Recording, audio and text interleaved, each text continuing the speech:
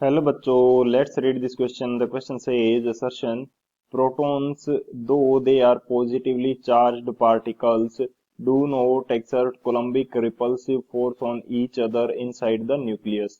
Reason: a very strong attractive force, the nuclear force, hold the nucleons together inside a nucleus. Option first, both assertion and reason are correct, and reason is the correct explanation of assertion. Option second, both assertion and reason are correct, but reason is not the correct explanation of assertion. Option third, assertion is correct, but reason is incorrect. Option fourth, assertion is incorrect but reason is correct. तो इस question के अंदर हमने assertion में बोल रखा है कि प्रोटॉन्स जो होते हैं पॉजिटिवली चार्ज होते हैं, फिर भी ये कोलम्बिक रिपल्सिव फोर्स नहीं अप्लाई करते एक दूसरे के ऊपर इनसाइड द न्यूक्लियस। रीजन इसका क्या दे रखा है कि जो स्ट्रॉन्ग अट्रैक्टिव फोर्स है न्यूक्लियर फोर्स, वो न्यूक्लियस को एक साथ बांधे रखता है। बात करते हैं की कंसेप्ट की। की कंसेप्ट की यदि बात की जाए तो फर्स्ट की कंसेप्ट के अंदर हम लोग ये देख लेते हैं कि यदि हमारे पास सेम नेचर के चार्ज हैं तो वो एक दूसरे को रिपेल करेंगे, एंड अपोजिट नेचर के चार्ज यदि हैं तो वो एक दूसरे को अट्रैक्ट करेंगे। सेम नेचर के यदि चार्ज हैं, सेम नेचर चार्ज, ये क्या करेंगे, ये एक दूसरे को रिपेल करेंगे, एंड अपोजिट नेचर जो चार्ज हैं ये एक दूसरे को अट्रैक्ट करेंगे। अपोजिट नेचर चार्ज ये एक दूसरे को करेंगे अट्रैक्ट, ये एक दूसरे को अट्रैक्ट करेंगे। एंड सेकंड, यदि मैं की कंसेप्ट की बात करूं तो यहाँ पे हम बात कर लेते हैं जो हमारे पास फोर्स होता है न्यूक्लियर फोर्स, इसकी बात कर लेते हैं।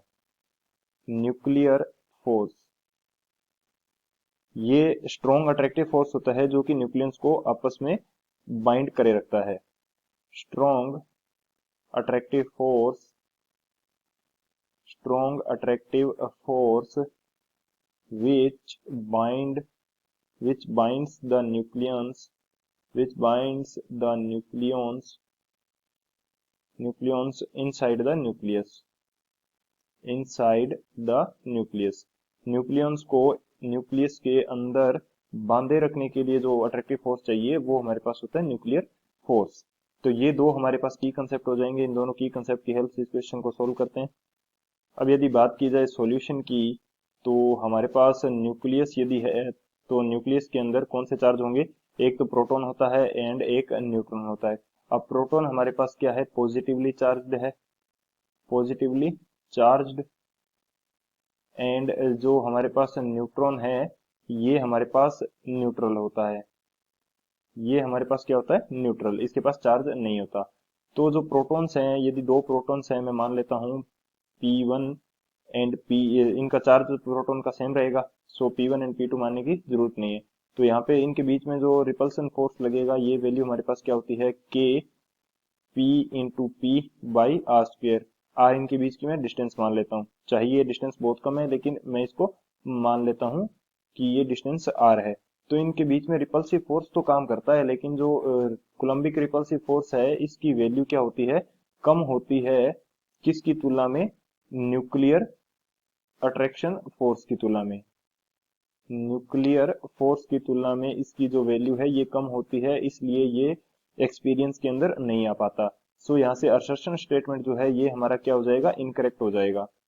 असर्शन स्टेटमेंट ये हमारा इनकरेक्ट हो जाएगा क्योंकि रिपल्सिव फोर्स तो इसके अंदर लगता है लेकिन महसूस नहीं हो पाता। रीजन हमारे पास क्या है, रीजन जो हमें दे रखा है वो क्या दे रखा है कि न्यूक्लियस को बाइंड करने के लिए स्ट्रॉन्ग न्यूक्लियर फोर्स अप्लाई किया जाता है, जो न्यूक्लियर फोर्स अप्लाई होता है जो कि इनको आपस में बाइंड करके रखता है। तो ये रीजन जो है ये हमारा करेक्ट है। असर्शन इनकरेक्ट है, रीजन करेक्ट है, तो कौन सा ऑप्शन यहाँ से करेक्ट हो जाएगा, हमारे पास जो ऑप्शन डी है ये हमारा करेक्ट हो जाएगा। Assertion is incorrect but reason is correct. So option D is the final answer. I hope you understood it well. Best of luck. Thank you.